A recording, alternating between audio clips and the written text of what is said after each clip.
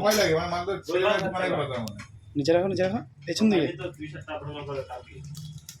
ওখানে না গো আমার ভালো লাগছে না এই স্যামসাং এর ব্যাপারে আমাকে কিছু জিজ্ঞাসা করো না চোখটা হচ্ছে মোটা প্রবলেমটা এটাই